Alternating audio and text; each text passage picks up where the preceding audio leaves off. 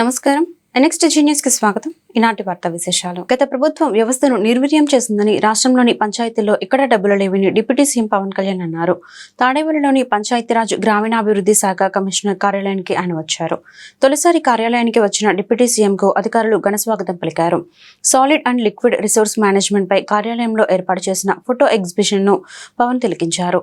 ఈ సందర్భంగా పవన్ మాట్లాడుతూ solid and liquid resource management ను ముందుకు తీసుకువెళ్లాలి. జలం మనకు పూజనీయం, అది కాలుష్యం కాకుండా కాపాడుకోవాలి. ప్రస్తుతం ప్లాస్టిక్ వ్యర్థాలతో ఇబ్బందులు వస్తున్నాయి. ప్లాస్టిక్ కవర్లు తినడం వల్ల ఆవులు చనిపోవడం బాధగా ఉంది. చెత్తను రీసైక్లింగ్ చేసి పంచాయతీలు ఆదాయం పొందేలా చర్యలు చేపట్టాలి. SLRM ను తొలుత పిఠాపురం నుంచే ప్రారంభిస్తాం. వేస్ట్ మేనేజ్మెంట్ పరిశుభ్రతను ప్రజలు బాధ్యతగా తీసుకోవాలి. ఒక్కో పంచాయతీలో చెత్త సేకరించి సంపద సృష్టించే ప్రయత్నం చేస్తాం.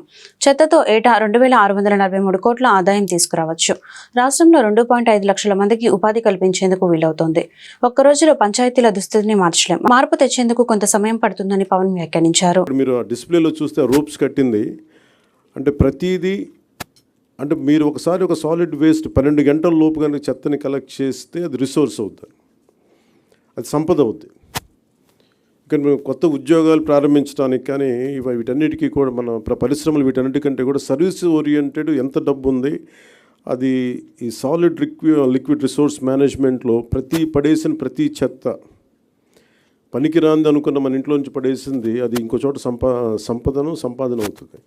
సో ఆ కాన్సెప్ట్లో ఆయన 12 గంటల లోపు కనుక చెత్తని కలెక్ట్ చేస్తే అది అదొక మనకి అసెట్ అయిపోద్ది, అది ఒక సంపద అయిపోద్ది. దాన్ని ఎలా చేయాలనేది ఆయన గత 2 దశాబ్దాలుగా ఆయన చాలా నలిగి ఈ కాన్సెప్ట్ పట్టుకొచ్చారు. ఇది గతంలో 2-3 సార్లు చేశారు. కానీ ఇక్కడ ప్రత్యేకించి ఆయన చూసిన తర్వాత ఇది నేను పిఆర్ తీసుకున్నప్పుడు శశిభూషణ్ గారు దీన్ని ఆయన పేరుని ప్రతిపాదించారు. సో ఆయనతో కూర్చొని మాట్లాడినప్పుడు ఇది నిజంగా చాలా బాగుంది. కానీ మనకున్న సమస్య ఏంటంటే కల్చరల్లీ చెత్త అనేది మన సంబంధం లేదు. మన వస్తువులు వాడతాం పడేస్తాం తప్ప క్లీనింగ్ అనేది మటుకు అది మనకు సంబంధం లేదు, అది ఇంకొకళ్ళు వచ్చి చేస్తారనేది ఒక కల్చరల్ ఇష్యూ. ఇది ఈరోజు మేమందరం ప్రయత్నం ఏంటంటే ఒక ప్రయత్నం చేస్తున్నాం. ఎంతవరకు సఫలీకృతం అవుతాం ఇవన్నీ అనేది మేము ముందుగా దీన్ని పిఠాపురంలో ప్రారంభిద్దాం దీన్ని. ఎందుకంటే అది నా కంట్రోల్లో కంప్లీట్గా ఉంటుంది కాబట్టి ముందు ఆ ప్రయత్నం చేద్దాం. అక్కడ దాదాపు 54 పంచాయతీలు ఉన్నాయి, అక్కడ 2 మున్సిపాలిటీలు ఉన్నాయి, కొలప్రోలును పిఠాపురం. సో ఇక్కడ ప్రారంభిద్దాం ముందు. దాంతోపాటు ఇది 2 రకాలుగా ప్రతిపాదిస్తున్నాం. ఒకటి ఇలాంటి సెల్ఫ్ హెల్ప్ గ్రూప్స్ ద్వారా ఒక 6 మంది ఉండి ఇప్పుడు మీరు ఇందాక ఆయన చెప్పిన విధానంగా వాళ్ళ ద్వారా కలెక్ట్ చేయడం, ఎవ్రీ డేకి రోజుకి 2 సార్లు ఈ చెత్తని కలెక్ట్ చేయడం, ఆ మన ఎక్కడైతే సెపరేట్ చేస్తారో ఆ యూనిట్స్కి పట్టుకెళ్ళడం. ఇది ప్రజలు కూడా బాధ్యత తీసుకుంటేనే అవుతుంది. కేవలం మేము పడేయటమే మా బాధ్యత అంటే సెగ్రిగేషన్లోనే చాలా చాలా బాధ్యత తీసుకోవాలి. అది ఒక ప్రయత్నం చేస్తుంది. ఈ కల్చర్ మనం ఇంజెక్ట్ చేయకపోతే భవిష్యత్తుకి ఇది మనందరికీ మనకి చాలా ఇబ్బందిగా పరిస్థితులు వస్తాయి. ముఖ్యంగా మీరు ఎక్కడ చూసినా సరే any water body any canal కనిపిస్తే మొత్తం డంపింగ్ యార్డ్లా అయిపోయింది. ఒక చిన్న పంట కాలువలు స్వచ్ఛంగా పారాల్సిన పంట కాలువల్లో ఈ చెత్త చెదారం వేసేసేటప్పటికి ఇది నాకు అన్ని చోట్ల కనిపిస్తూ ఉంది. దీన్ని పిఠాపురంలో నాకు దాన్ని తీసుకెళ్ళాలి, పైలట్ ప్రాజెక్ట్గా చేద్దాం దీన్ని. అలాగే ఇండివిజువల్స్ కూడా దీన్ని చేయొచ్చు, ఇంక్లూడింగ్ ఒక అపార్ట్మెంట్లో సముదాయం కావచ్చు, ఇండివిజువల్ హౌస్ కావచ్చు. వాళ్ళకు కూడా దీన్ని గ్రూప్గానే కాకుండా ఒక 250 ఇళ్ళకే కాకుండా వ్యక్తులుగా కూడా ఒక కుటుంబం చేయాలనుకుంటే ఏం చేయొచ్చు, అలాంటి ప్రతిపాదనలు కూడా శ్రీనివాసన్ గారి దగ్గర ఉన్నారు. వీటికి ముందస్తుగా మేము చేయదలుచుకుంది ఏంటంటే ఒక మాస్టర్ ట్రైనర్స్ని తయారు చేద్దాం. ఒక 50 మంది నుంచి 70 మంది మాస్టర్ ట్రైనర్స్ని తయారు చేసి ఈ కాన్సెప్ట్ని ఎక్కువ మందికి అర్థమయ్యేలా చెప్పి దీన్ని ముందుకు తీసుకెళ్ళాలి. దాంట్లో భాగంగా మిమ్మల్ని అందరినీ ఇక్కడ పిలవడం జరిగింది. మరి if you go into detail, ప్రతి డీటెయిలింగ్ వెళ్తే నిజంగా అందరం కలెక్టివ్గా అనుకుంటే ఖచ్చితంగా పాసిబిలిటీ చేయొచ్చు. ఇది వ్యవసాయ శాఖ మంత్రిగా కె అచ్చెన్నాయుడు సచివాలయంలోని తన ఛాంబర్లో బాధ్యతలు స్వీకరించారు. పొలం పిలుస్తోంది కార్యక్రమం అమలు ఫైల్పై అచ్చెన్నాయుడు తొలి సంతకం చేశారు. ఈ సందర్భంగా ఆయన మాట్లాడుతూ చంద్రబాబు నాయకత్వంలో ప్రతి రైతు ఆత్మగౌరవంతో బతకాలనేదే ఎన్డీఏ ప్రభుత్వ లక్ష్యమని స్పష్టం చేశారు. రైతులకు ఎలాంటి సమస్యలు ఉన్నా ప్రభుత్వం దృష్టికి తేవాలని సూచించారు. వ్యవసాయ శాఖలో ఈ నెల 23 నుంచి రాష్ట్ర వ్యాప్తంగా పొలం పిలుస్తోంది కార్యక్రమం ప్రారంభిస్తామని చెప్పారు. ప్రతి మంగళ బుధవారం వ్యవసాయ అధికారులు రైతుల వద్దకు వెళ్లి అన్ని విషయాలు వివరించి అవగాహన కల్పిస్తారని తెలిపారు.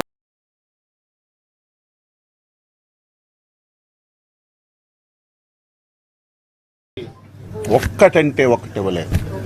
చివరికి కొడవలి పిడి కూడా ఈ ప్రభుత్వంలో ఇవ్వలేదంటే వ్యవసాయ రంగాన్ని ఏ విధంగా నిర్వీర్యం చేశారో ఇది ఒక ఉదాహరణ అని చెప్పి తెలియచేస్తున్నాను. అందుకే మళ్ళీ వ్యక్తిగత వ్యవసాయ పరికరాలు సబ్సిడీ మీద ఇవ్వడానికి ఈరోజు 2వ సంతకం పెట్టాను. దీనికి గైడ్లైన్స్ అన్నీ కూడా ఫ్రేమ్ చేసి మళ్ళీ రైతాంగానికి అన్ని అవసరమైనటువంటి పరికరాలన్నీ కూడా ఇస్తాము. రెండవది మీ అందరికీ తెలుసు, మత్స్యశాఖలో ఎంత దారుణం అంటే అందరూ వద్దన్నారు. ఇప్పటికే న్యాయస్థానంలో కొన్ని వందల కేసులున్నాయి. మత్స్యకారులకి జీవనాధారమైనటువంటి ఏవైతే ట్యాంక్స్ ఉన్నాయో అవన్నీ కూడా వాళ్ళ నుంచి లాక్కొని ఈ ప్రభుత్వంలో ఉన్నటువంటి పెద్దలు తీసుకోవాలని ప్రయత్నం చేయడానికి 144 జీవో ఇచ్చారు. దాన్ని మళ్ళీ అమలు చేయడానికి 217 జీవో ఇచ్చారు. ఇది రాష్ట్రంలో ఉన్నటువంటి ప్రతి ఒక్క మత్స్యకారుడు కూడా దీన్ని తీవ్రంగా వ్యతిరేకించారు, ధర్నాలు చేశారు. ఈ జీవో మా పట్టు కొడుకుతుంది, మాకు బతకడానికి బతుకులు లేకుండా చేస్తుంది. ఒక్కసారి పునరాలోచించండి. వేడుకున్నా సరే, ధర్నాలు చేసినా సరే కేసులు పెట్టి అరెస్ట్ చేశారు తప్ప గత ప్రభుత్వంలో పట్టించుకున్నటువంటి పాపాను పోలేదు. కొన్ని వందల కేసులు ఇప్పటికే న్యాయస్థానంలో ఈ జీవోని రద్దు చేయమని కేసులు వేశారు. అందుకే మత్స్యశాఖలో సంబంధించి నేను మొదటి సంతకం ఏదైతే 217 జీవోని రద్దు చేయడానికి పెట్టాను, ఇది క్యాబినెట్కి పెట్టి ఈ జీవోని రద్దు చేసి మత్స్యకారులకి మళ్ళీ పూర్వ వైభవాన్ని తీసుకురావడానికి ప్రయత్నం చేస్తాం. రెండవది, ఊకదంపుడు ఉపన్యాసాలు ఇస్తారు మత్స్యకారులకి మేము అన్ని చేశామని. గత ప్రభుత్వం డీజిల్ సబ్సిడీ ప్రతి మత్స్యకారుడికి బోటున్న వాళ్ళకి గైడ్ లైన్స్ ప్రకారం దానికి సబ్సిడీ ఇవ్వాలి. కానీ గత ప్రభుత్వం డీజిల్ సబ్సిడీ ఇవ్వక చాలా ఇబ్బందులకు గురి చేసింది. ఈరోజు ఆర్థికంగా రాష్ట్రంలో చాలా సమస్యలు ఉన్నాయి. నేను నా శాఖలో అన్ని శాఖలని నేను రివ్యూ చేస్తే అసలు నాకే బాధ కలుగుతుంది. ఇది ఎలా ముందుకు తీసుకెళ్ళాలి? ఏ శాఖలో చూసినా ఇబ్బందులున్నాయి. అనంతపురంలో అనువైన భూమిని చూపితే విమానాశ్రయం ఏర్పాటుపై అధ్యయనం మొదలు పెడతామని కేంద్ర పౌర విమానయాన శాఖ మంత్రి కె రామ్మోహన్ నాయుడు పేర్కొన్నారు. ఉద్యాన ఉత్పత్తుల ఎగుమతుల కోసం ఇక్కడ ఎయిర్పోర్ట్ ఏర్పాటు చేయాలని రాష్ట్ర ఆర్థిక మంత్రి పయ్యావుల కేశవ్, స్థానిక ఎంపీలు అంబికా లక్ష్మీనారాయణ, బీకే పార్థసారథి ఇటీవల చేసిన విజ్ఞప్తిపై ఆయన స్పందించారు. విమానాశ్రయానికి కావలసిన భూమి చూపితే తదుపరి కార్యాచరణ చేపడతామన్నారు. ఇందుకు 1200 ఎకరాలు అవసరమవుతాయని పేర్కొన్నారు. విద్యకు గౌరవం తెచ్చేలా తల్లికి వందనం కార్యక్రమం చేపట్టామని గుంటూరు తూర్పు ఎమ్మెల్యే మొహమ్మద్ నజీర్ అహ్మద్ తెలిపారు. గుంటూరులో చదువుకునే పిల్లలందరికీ ఒక్కొక్కరికి 15,000 చొప్పున ఎన్డీఏ కూటమి ప్రభుత్వం అందిస్తుందని పేర్కొన్నారు. గత జగన్ ప్రభుత్వం అమ్మఒడి పేరుతో కేవలం ఒక విద్యార్థికి మాత్రమే 15,000 ఇచ్చి మోసం చేస్తుందని ఆరోపించారు. గుంటూరు సంగడిగుంట ఉర్దూ స్కూల్లో శ్రీ గురుకృష్ణ చారిటబుల్ ట్రస్ట్ వారి ఆధ్వర్యంలో ఉచిత నోటు పుస్తకాలు పంపిణీ కార్యక్రమం జరిగింది. ఈ కార్యక్రమానికి ముఖ్య అతిథులుగా గుంటూరు తూర్పు ఎమ్మెల్యే నజీర్ అహ్మద్, జనసేన పార్టీ జిల్లా అధ్యక్షులు గాదే వెంకటేశ్వరరావు హాజరయ్యారు. ఈ మేరకు స్కూల్ విద్యార్థులకు వారి చేతుల మీదుగా పుస్తకాల పంపిణీ కార్యక్రమం జరిగింది. అనంతరం ఎమ్మెల్యే నజీర్ అహ్మద్ గాదే వెంకటేశ్వరరావుతో కలిసి మీడియాతో మాట్లాడారు. గుంటూరు తూర్పు నియోజకవర్గం పరిధిలోని ప్రభుత్వ మున్సిపల్ పాఠశాలలో చదువుకునే విద్యార్థులకు ఉచితంగా నోట్బుక్స్ పంపిణీ చేస్తున్నట్లు ప్రకటించారు. విద్య ద్వారానే ఉజ్వల భవిత సాధ్యమని, ఆ దిశగా ప్రతి ఒక్కరూ చదువుకోవాలని పిలుపునిచ్చారు. ఈ కార్యక్రమంలో ట్రస్ట్ వ్యవస్థాపకులు కొత్తకోటి ప్రసాద్, చైర్మన్ కొత్తకోటి విజయసారథి, జనసేన పార్టీ నాయకులు అడప మాణిక్యాలరావు, సీకా బాలు, స్కూల్ ఉపాధ్యాయ బృందం పాల్గొన్నారు. ప్రసాద్ గారి ఆధ్వర్యంలో ఈరోజు సంగడిగుంట ఉర్దూ పాఠశాలలో ఎలిమెంటరీ స్కూల్లో పిల్లలకి 100 మందికి నోట్బుక్స్తో పాటు కావాల్సినటువంటి పెన్సిల్స్, షార్ప్నర్స్ అన్నీ కూడా అందించడం జరిగింది. ముఖ్యంగా ప్రభుత్వ పాఠశాలలో చదువుతున్నటువంటి విద్యార్థులకు పూర్తి స్థాయిలో ప్రభుత్వం తరఫున స్కూల్ కిట్స్ అన్నీ కూడా అందించడం జరిగింది. ఎలిమెంటరీ స్కూల్కి సంబంధించినటువంటి విద్యార్థులు కూడా వాళ్ళకు కూడా నోట్బుక్స్ అందించాలనే ఆలోచనతో ఈరోజు ప్రసాద్ గారు ఈ కార్యక్రమాన్ని తీసుకొని మమ్మల్ని ఆహ్వానించినందుకు ఆయనకు ధన్యవాదాలు తెలుపుతూ, ముఖ్యంగా మేము కూడా గెలిచిన తర్వాత పుస్తకాల సేకరణ కార్యక్రమాన్ని పెట్టాం. ప్రతి ఒక్కరు కూడా వచ్చి శుభాకాంక్షలు తెలిపినటువంటి వాళ్ళందరూ కూడా పుస్తకాల రూపేణ బొకేలు, శాల్వాలు లేకుండా ఇవ్వాలని చెప్తే దాదాపు ఒక 25,000 పుస్తకాలు నా ఆఫీస్కి చేరడం జరిగింది. అవన్నీ కూడా రేపటి నుంచి గుంటూరు నగరంలో ఉన్నటువంటి ఎలిమెంటరీ స్కూల్స్ అన్నింటిలో కూడా పంచే కార్యక్రమాన్ని మా తెలుగుదేశం జనసేన కూటమి కార్యకర్తలందరూ కూడా తీసుకుంటారు.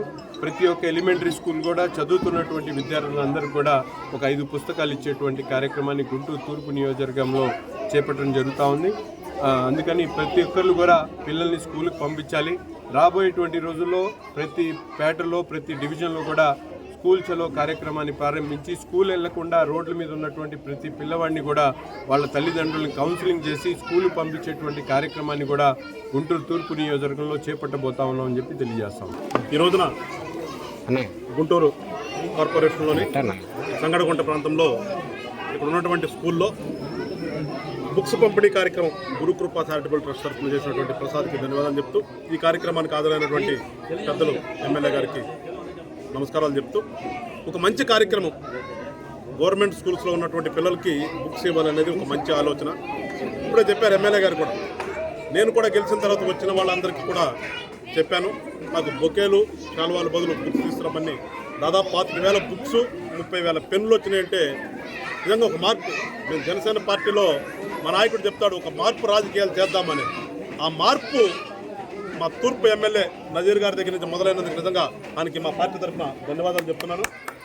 ఎందుకంటే మనం సమాజానికి సేవ చేయడానికి వస్తాం రాజకీయాలంటే, కానీ ప్రస్తుతం రాజకీయాలంటే ఏదో ఒక సంపాదనకి ఒక మార్గం అయిపోయింది, ఒక వ్యాపారం అయిపోయింది. రాజకీయమైన సేవకు బదులు వ్యాపారం చేశారు. కానీ ఆ వ్యాపారం కాదు, రాజకీయం అంటే సేవే అని ఇలాంటి ఎమ్మెల్యేలను చూసి రానున్న భావితరాలు తెలుసుకోవాలని చెప్పేసి ఖచ్చితంగా రేపటి నుంచి కార్యక్రమం స్కూల్స్లో అన్ని స్కూల్స్ కూడా ఎమ్మెల్యే గారి తరఫున వచ్చినటువంటి బుక్స్ పంపిణీ కూడా చేస్తున్నారు. దాన్ని ఖచ్చితంగా జనసేన పార్టీని స్వాగతిస్తూ, తల్లిదండ్రులు కూడా చెప్తున్నాం, ప్రభుత్వ స్కూల్స్లో క్వాలిఫైడ్ టీచర్స్ ఉంటారు, అట్మాస్ఫియర్ బాగుంటుంది.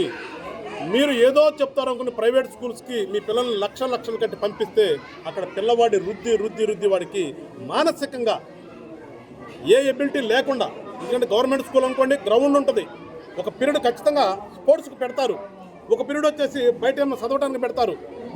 ఏపీలో కూటమి ప్రభుత్వం అత్యాశలతో శ్వేతపత్రం విడుదల చేస్తుందని మాజీ మంత్రి పేర్నాని విమర్శించారు. అలాగే ప్రతిరోజు ఏదో ఒక దానిపై శ్వేతపత్రం విడుదల చేస్తున్నారు. అసత్యాలు, తప్పుడు అంకెలతో తప్పుడు ప్రచారం చేస్తున్నారని ఆగ్రహం వ్యక్తం చేశారు. కాగా పేర్నాని శుక్రవారం తాడేపల్లిలో మీడియాతో మాట్లాడుతూ, టీడీపీ, జనసేన, బీజేపీ కూటమి ప్రభుత్వం ఏర్పాటై 4 రోజులైంది. రాష్ట్రంలో కూటమి నేతలు శ్వేతపత్రాల విడుదల పేరుతో అబద్దాలు చెబుతున్నారు. హామీలు అమలు చేయకుండా తప్పుడు ప్రచారాలు చేస్తున్నారు.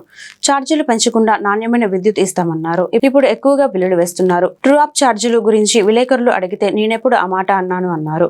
అమరావతి నిర్మాణం ఎప్పటి పూర్తవుతుంది ప్రశ్నిస్తే సరైన సమాధానం చెప్పలేదని పేర్నాని వెల్లడించారు. తల్లికి వందనం గురించి ఎన్నికల ముందు మంచి పనుడు ఒక ఆయన ఉన్నాడు. పథకాలన్నీ కూడా మీరు పథకం చూస్తున్నారా, పాంప్లెట్ చూసారా, ఎక్స్ప్లెయిన్ చేశారా? మీకు ఎంత వస్తుంది? నెలకి 1,500, సంవత్సరానికి 18,000. ఈ అబ్బాయికి 15,000, ఆ పాపకి, ఈ పాపకి 15,000, ఈ పాపకి, ఆ బాబుకి 15,000, ఈ బాబుకి. పిల్లలకి అంటే అట్లా చదువుకునే వాళ్ళందరికీ ఎదుగు, ఆ చిట్టికి కూడా 15,000 వస్తుంది ఇంకో సంవత్సరం. మీకు 18,000 వస్తుంది, మీకు 18,000 వస్తుంది. ఏమ్మా హ్యాపీ కదా? ఏమ్మా పింఛన్ ఎవరన్నా మన పెద్దోళ్ళు ఉంటే 4,000 పింఛన్ వస్తుంది, వికలాంగులు ఉంటే 6,000 వస్తుంది. ఇంటికే పట్టుకొచ్చిస్తాం వాలంటీర్ ద్వారా, ఏం ఇబ్బంది లేదు. ఏమ్మా హుషారు బోనస్. ఏమ్మా మళ్ళీ మన ప్రభుత్వం వచ్చాక అందరికీ కూడా ఇదిగో వీళ్ళకి 15,000, వీళ్ళకి 15,000, వీళ్ళకి 15,000, వీళ్ళకి 15,000, నీకు 15,000, నీకు 15,000, మీకు 18,000, 18,000, 18,000. మళ్ళీ చెప్తున్నాను చూడండి, రాసి పెట్టుకోండి. మళ్ళీ 15,000, 15,000, 15,000, 15,000, 15,000, 15,000, 15,000, మీకు 18,000, మీకు 18,000, మీకు 18,000, మీకు 18,000 రాసి పెట్టుకోండి. మళ్ళీ ఇంకొక అమ్మాయి వచ్చింది, ఈ అమ్మాయికి 15,000. మరి ఆశీర్వదించండి మీరు. ఓకే, థ్యాంక్ యూ అమ్మ, థ్యాంక్ యూ. మీకు బాండ్ కూడా ఇచ్చాం రాసి, మీ దగ్గర పెట్టుకోండి బాండ్, రేపు పొద్దున ఆటోమేటిక్ అయిపోతుంది. విన్నారు కదా ఆయన చెప్తున్నాడు, 15,000, 15,000, 15,000, 15,000, 15,000. మామూలుగా హోల్సేల్ మార్కెట్లో పిలుస్తూ ఉంటారు. ఏంటయ్యా అంటే 15,000 యాపీయే కదా అన్నాడు. ఎవరు యాపీ? అన్నయ్యన యాపీ. ముందు ఒక ఎస్కార్టు, వెనక ఒక పైలట్, గన్మెన్లు, పెద్ద కారు, నెత్తి మీద లైటు, సెక్రటరియట్ల ఆఫీసు. ఎవరు యాపీ? ఆ సైకిల్ మీద కనపడ్డాయన ఆపి మళ్ళీ సైకిల్ ఎక్కట్లా, ఈ కారే, ఇక మళ్ళీ సైకిల్ అవసరం లేదు, ఆయన ఒక్కడే యాపీ. ఆ పిల్లల యాపీ కాదు, తల్లి యాపీ కాదు. ఆయన చెప్పాడు తల్లికి వందనం, ఈ పిల్లకి ఆ పిల్లకి, ఈ పిల్లడికి ఆడికి, ఈ చిట్టికి తమ్ముడికి, ఆడికి ఇడికి, బుజ్జిగాడికి ఆడికి ఇడికి అని చెప్తున్నాడు యాపీ. మరి ఆయన తనొక్కడే హ్యాపీగా ఉంటే, లేకపోతే చంద్రబాబు నాయుడు వాళ్ళ కూటమంతా హ్యాపీగా ఉంటే కాదు. ఎవరికైతే చెవులు కింపుగా మీరు వాగ్దానాలు చేశారో ప్రజలందరికీ, ఆ ప్రజలు కూడా హ్యాపీగా ఉండాలి. వాళ్ళు మాత్రం అన్హ్యాపీ, మీరు మాత్రం హ్యాపీ, బాగా ఫుల్ హ్యాపీగా ఉన్నారు మీరు. ఆ ఫుల్ హ్యాపీగా ఉన్న వాళ్ళని నేను ఎందుకు అడుగుతున్నానంటే, GOMS నెంబర్ 29, తల్లికి 15,000, తల్లికి వందనం. వాస్తవంగా ఈ పథకం ఎక్కడది? జగన్మోహన్ రెడ్డి గారి పథకం, అమ్మఒడి పథకం. అమ్మఒడి పథకాన్ని పేరు మార్చి కాపీ కొట్టి తల్లికి వందనం. జగన్మోహన్ రెడ్డి గారు ఒకళ్ళకే ఇచ్చాడు. మేము ఇంట్లో ఎంతమంది ఉంటే అంతమందికి, ఒకళ్ళైతే 15,000, ఇద్దరైతే 30,000, ముగ్గురైతే 40,000, నలుగురైతే 60,000. 4 సార్లు సీఎంగా ఉన్న చంద్రబాబు ఉత్తరాంధ్రకి ఏమీ చేయకుండా ఇప్పుడు సవతి తల్లి ప్రేమ చూపిస్తున్నారంటూ మాజీ మంత్రి గుడివాడ అమర్నాథ్ మండిపడ్డారు. శుక్రవారం ఆయన మీడియా సమావేశంలో మాట్లాడుతూ ఇన్నాళ్లు చంద్రబాబు ఒక ప్రాంతానికే పరిమితమై పరిపాలన సాగించారని దుయ్యబట్టారు. భోగాపురం ఎయిర్పోర్టుకు కావాల్సిన అనుమతులు అన్ని వైఎస్ జగన్ తీసుకొచ్చి పనులు మొదలు పెడితే ఇప్పుడు వచ్చి చంద్రబాబు అన్ని తానే చేసినట్లు మాట్లాడడం ఆశ్చర్యాన్ని కలిగిస్తుందన్నారు. ఏమీ చేయకుండా అన్ని తానే చేసినట్లు చెప్పుకోవడంలో ఆయనే సాటి. దేశంలో చంద్రబాబుకి ఉన్న మార్కెటింగ్ స్కిల్స్ దేశంలో ఎవరికీ ఉండవు అంటూ అమర్నాథ్ ఎద్దేవా చేశారు. భోగాపురం ఇంటర్నేషనల్ ఎయిర్పోర్ట్కి సంబంధించి 2019లో వైఎస్ఆర్ కాంగ్రెస్ పార్టీ అధికారంలోకి వచ్చేటువంటి సమయానికి 2,200 ఎకరాలు ఏదైతే భోగాపురం ఇంటర్నేషనల్ ఎయిర్పోర్ట్కి సంబంధించి నిర్మాణం చేపట్టాలని చెప్పి నిర్ణయం తీసుకున్నామో, అందులో ఆ రోజు మేము అధికారంలోకి వచ్చినటువంటి సమయానికి ప్రభుత్వం చేతిలో ఉన్నటువంటిది కేవలం 377 ఎకరాలు. దాదాపు మిగిలిన 1,850, 1,900 ఎకరాలు అసలు ప్రభుత్వం ఆధీనంలో లేదు, రైతుల ఆధీనంలోనే ఉంది. కానీ ఆ రోజు ప్రజల్ని మభ్యపెట్టడానికి 2019 ఫిబ్రవరి 14 ఒక శిలాఫలకం వేసేసి అప్పుడు కూడా ప్రజల్ని మభ్యపెట్టేటువంటి ప్రయత్నం చేశారు. సరే, తర్వాత ప్రజలు ఏ రకంగా నిర్ణయం తీసుకున్నారో మనం చూసాం. ఇప్పటికి కూడా ఆయన చేసినటువంటి కార్యక్రమంగానే దాన్ని చిత్రీకరించడం అనేటువంటిది చాలా ఆశ్చర్యానికి గురి చేసింది. ఎందుకంటే గత సంవత్సరం మే 3వ తారీఖున అనుకుంటా భోగాపురం ఇంటర్నేషనల్ ఎయిర్పోర్ట్కి సంబంధించి ఆ రోజు ముఖ్యమంత్రిగా ఉన్నటువంటి జగన్మోహన్ రెడ్డి గారు, దానికి సంబంధించినటువంటి I&I మినిస్టర్గా ఉన్నటువంటి నేను కానీ, లేదా కేంద్ర మంత్రివర్యులుగా ఉన్నటువంటి పెద్దలు జ్యోతిరాదిత్య సింధియా గారు దానికి పూర్తి స్థాయిలో అన్ని అనుమతులు తీసుకున్న తర్వాత పూర్తి స్థాయిలో నిర్మాణానికి ఏ రకమైనటువంటి ఆటంకాలు లేవు అని చెప్పి నిర్ధారణకు వచ్చిన తర్వాత పనులు మొదలుపెట్టినటువంటి ప్రభుత్వం జగన్మోహన్ రెడ్డి గారి ప్రభుత్వం. ఆ రోజు నేటికి దాదాపు 30-35% పనులు పూర్తి చేశాం. మాజీ సీఎం IPS అధికారి పివి సునీల్ కుమార్ సహా పలువురిపై కేసు నమోదైంది. టీడీపీ ఎమ్మెల్యే రఘురామకృష్ణరాజు ఫిర్యాదు మేరకు గుంటూరులోని నగరంపాలెం పోలీసులు కేసు నమోదు చేశారు. వైసీపీ ప్రభుత్వ హయాంలో రాజద్రోహం చట్టం కింద తనను అరెస్ట్ చేసి వేధించారని రఘురామ పేర్కొన్నారు. మాజీ సీఎం జగన్తో పాటు అప్పటి CID DG PV Sunil Kumar మరికొందరు అధికారులపై ఫిర్యాదు చేశారు. కస్టడీకి తీసుకున్న సమయంలో తనపై దాడి చేశారని ఆరోపించారు. 2021 మే 14న హత్యాయత్నం చేశారని, రబ్బర్ బెల్ట్ లాఠీలతో కొట్టారని ఫిర్యాదులో పేర్కొన్నారు. తప్పుడు నివేదికలు ఇచ్చారన్నారు. ఈ నేపథ్యంలో సునీల్ కుమార్ A1, ఇంటెలిజెన్స్ మాజీ DG PSR Anjaneyulu A2, Jagan A3, అప్పటి CID ASP Vijaypal A4, Guntur GGH మాజీ సూపరింటెండెంట్ డాక్టర్ ప్రభావతి A5 పై వివిధ సెక్షన్ల కింద కేసు నమోదు చేశారు. హత్యాయత్నం, తప్పుడు నివేదికలు, భయభ్రాంతులకు గురిచేయడం తదితర అంశాలకు సంబంధించిన పలు సెక్షన్లు పెట్టారు. ఆత్మహత్యల నివారణకు స్పందన ఈదా ఇంటర్నేషనల్ ఫౌండేషన్ పలు కార్యక్రమాలు చేపట్టడం అభినందనీయమని గుంటూరు తూర్పు ఎమ్మెల్యే మొహమ్మద్ నజీర్ అహ్మద్ కొనియాడారు. ఒత్తిడి లేని విద్యా విధానంతోనే బాలల మనోవికాసం సాధ్యమన్నారు. పిల్లల ఆకాంక్షల మేరకు తల్లిదండ్రులు వారికి నచ్చిన రంగాల్లో రాణించేలా ప్రోత్సహించాలన్నారు. గుంటూరు నెహ్రూ నగర్ 7వ రైల్లో శ్రీ ఆక్స్ఫర్డ్ హై స్కూల్లో శుక్రవారం స్పందన ఈదా ఇంటర్నేషనల్ ఫౌండేషన్ ఆధ్వర్యంలో ఉచిత హోమియో వైద్య శిబిరం జరిగింది. ఈ కార్యక్రమంలో గుంటూరు తూర్పు ఎమ్మెల్యే మొహమ్మద్ నజీర్ అహ్మద్ ముఖ్య అతిథిగా పాల్గొని ఈ వైద్య శిబిరాన్ని ప్రారంభించారు. ఈ మేరకు ఎమ్మెల్యే మాట్లాడుతూ మన దేశంలో అలోపతికి దీటుగా హోమియోపతి వృద్ధి చెందుతుందన్నారు. కేంద్ర ప్రభుత్వం కూడా హోమియో వైద్యానికి పెద్ద ఎత్తున ఉద్యమిస్తుందని పేర్కొన్నారు. దీర్ఘకాలిక వ్యాధులకు హోమియోపతి దివ్య ఔషధమన్నారు. ఈ కార్యక్రమంలో ఫౌండేషన్ ఫౌండర్ అంచిరెడ్డి, డాక్టర్ చింతా రవీంద్ర, స్కూల్ డైరెక్టర్ శ్రీనివాస్ రెడ్డి, బిట్రగుంట మల్లిక, వాణి తదితరులు పాల్గొన్నారు. ఉపయోగపడేటువంటి కార్యక్రమాలు తీసుకోవడం, దాని ద్వారా ఈ హెల్త్ ఫౌండేషన్ ద్వారా వీళ్ళు మెడికల్ క్యాంప్స్ ని కూడా కండక్ట్ చేయడం, దీనికి మా శ్రీనివాస్ రెడ్డి గారు మీ అందరికి కూడా సుపరిచితులు. ఆయన ఈ స్కూల్లో ఈ కార్యక్రమాన్ని ఏర్పాటు చేసి నన్ను ఆహ్వానించేందుకు ధన్యవాదాలు తెలుపుతా ఉన్నాను. ముందుగా మనందరం కూడా ఆలోచించాల్సినటువంటి విషయం ఏంటంటే, ఈరోజు ప్రతి ఒక్కరు కూడా టార్గెట్స్ పెట్టుకుంటున్నాం లైఫ్లో. ఉదయం లేచినప్పటి నుంచి కూడా చిన్నపిల్లల దగ్గర నుండి పెద్దవారి దగ్గర నుండి అందరూ కూడా ఏదో టార్గెట్తో బయటకు వస్తాం. ఆ టార్గెట్స్ రీచ్ అవ్వడం అనేది ఇండివిజువల్గా ఎవరికి వాళ్ళు పెట్టుకొని అది ఫేస్ చేయకుండా మేము ఏం చేస్తున్నాం అంటే పిల్లల మీద పెడుతున్నాం. మనం చేయలేని పనులన్నీ కూడా పిల్లల మీద వదులుతాం. నేను డాక్టర్ అవ్వలేదు కానీ మా పిల్లలు డాక్టర్ అవ్వాలి, నేను అడ్వకేట్ అవ్వలేదు మా పిల్లలు సుప్రీంకోర్టు అడ్వకేట్ అవ్వాలి. ఈ విధమైనటువంటి ఆలోచనతో పిల్లల మీద మేము ఓవర్గా వాళ్ళని ఇచ్చేస్తా ఉన్నాం. అందుకని ప్రతి ఒక్కళ్ళు కూడా ఏదైతే ఎవరి లైఫ్ని వాళ్ళు లీడ్ చేసేటట్టు అట్మాస్ఫియర్ని క్రియేట్ చేయడమే మనందరం కూడా చేయగలిగాం. పిల్లల్లో ఎవరికి సంబంధించినటువంటి ఆర్ట్, ఎవరికి సంబంధించినటువంటి నాలెడ్జ్, ఎవరికి సంబంధించినటువంటి వాళ్ళు ఏం చేయాలనేది వాళ్ళ దగ్గర ఒక ఆలోచన ఉంటుంది, మనం గైడ్ చేయడం వరకే. కానీ ఈరోజు జరుగుతుంది ఏంటంటే, స్కూల్ అట్మాస్ఫియర్ దగ్గర నుంచి మాస్టర్ గారికి వాళ్ళ స్కూల్కి మంచి పేరు రావాలనుకుని ఒక ఇద్దరు ముగ్గురికి టార్గెట్ చేస్తారు. తీరా 10%, 20% ఏదో కావాలనుకుంటారు. అట్లా everybody is going on targeting. మనకు ఉన్నటువంటి ఎయిమ్ని మేము వేరే వాళ్ళ మీద టార్గెట్ చేస్తా ఉన్నాం.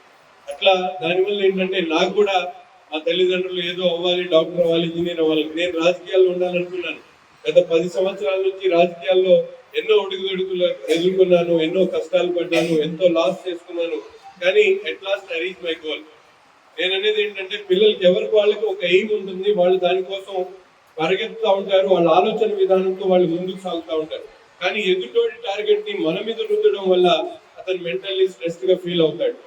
మనకు ఇచ్చేటువంటి ఎమోషన్, మేము ఇచ్చేటువంటి ప్రేమ అభిమానాల కన్నా ఈ టార్గెట్ యొక్క ఒత్తిడి అతని మీద ఎక్కువైపోతుంది.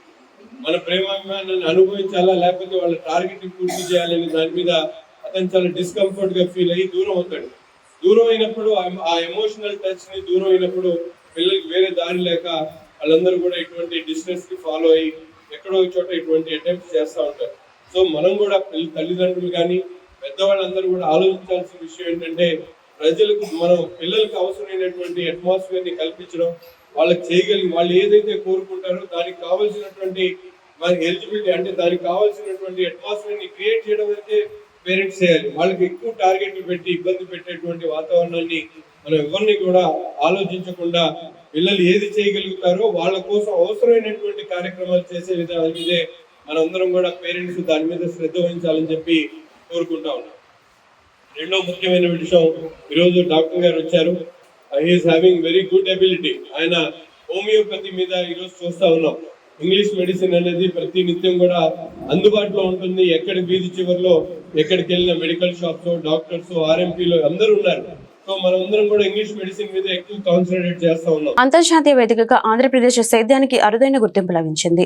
ఈ ఏడాదికి గాను ప్రతిష్టాత్మక గుల్బెంకియన్ అవార్డు ప్రకృతి వ్యవసాయానికి వరించింది. ఒక శాస్త్రవేత్త మరో సంస్థతో కలిసి ఏపీసీఎన్ఎఫ్ ఈ పురస్కారాన్ని దక్కించుకుంది. పోర్చుగల్లోని లిస్బన్ లో జరిగిన అవార్డుల ప్రదానోత్సవంలో రైతు సాధికార సంస్థ executive vice chairman T Vijay Kumar, మహిళా రైతు నాగేంద్రమ్మ ఈ పురస్కారాన్ని అందుకున్నారు. భారత సంతతి అమెరికన్ శాస్త్రవేత్త రతన్నాల్ ఈజిప్టుకు చెందిన సేకనం స్వచ్ఛంద సంస్థకు అవార్డు లభించింది. ఈ పురస్కారం కింద ఇచ్చే 1 మిలియన్ యూరోలో నగదు బహుమతిని 3 విజేతలకు సమానంగా పంచనున్నారు. 117 దేశాల నుంచి వచ్చిన 181 నామినేషన్లతో పోటీపడిన ఏపీసీఎన్ఎఫ్ ఈ అవార్డు దక్కించుకుంది. ప్రభుత్వ ఆసుపత్రిలో అర్ధరాత్రి తనిఖీలు ఏకదాటిగా 3 గంటల పాటు పరిశీలన బయటపడ్డ ఈసీజీ టెక్నీషియన్ల పనితీరు, అర్ధరాత్రి నుంచి కనపడిని సిబ్బంది, అత్యవసర చికిత్స విభాగంలో ప్రైవేట్ ల్యాబ్ టెక్నీషియన్, దందా పోలీసులకు అప్పగింత రోగులు, వారి సహాయకులు ఫిర్యాదుల మేరకు ప్రభుత్వ ఆసుపత్రిలో గురువారం అర్ధరాత్రి ఆకస్మిక తనిఖీలు నిర్వహించినట్లు సూపరింటెండెంట్ డాక్టర్ కిరణ్ కుమార్ తెలిపారు. రాత్రి 11 గంటల నుంచి 1 గంట వరకు ఆసుపత్రిలో అత్యవసర చికిత్స విభాగాలను ఆయన ఆకస్మికంగా తనిఖీలు చేశారు. ఈ తనిఖీల్లో డొల్లతనం కనిపించిన చోట వైద్యులకు, వైద్య సిబ్బందికి పలు సూచనలు చేశారు. ఈ సందర్భంగా డాక్టర్ కిరణ్ కుమార్ మాట్లాడుతూ క్యాజువాలిటీ రిజిస్ట్రేషన్ కేంద్రం వద్ద ఒకరు మాత్రమే గుత్తేదారుని ఉద్యోగం పనిచేస్తున్నారని చెప్పారు. రోగుల రద్దీ పెరుగుతున్న దృష్ట్యా మరొకరిని నియమించాలని ఆదేశించిన గుత్తేదారుడు పట్టించుకునే పరిస్థితి కనిపించడం లేదు. అర్ధరాత్రి తనకు ఫోన్ చేసి సిబ్బంది పనిచేయడం లేదని ఫిర్యాదులు చేస్తున్నారని ఆయన చెప్పారు. ఇప్పటికైనా గమనించి మరొకరిని సిబ్బందిని నియమించే విధంగా చర్యలు తీసుకోవాలని ఆయన సూచించారు. ఈ వార్తలు ఇంతటితో సమాప్తం. మరొక బులెటిన్లో మళ్ళీ కలుద్దాం. అంతవరకు సెలవు. నమస్కారం.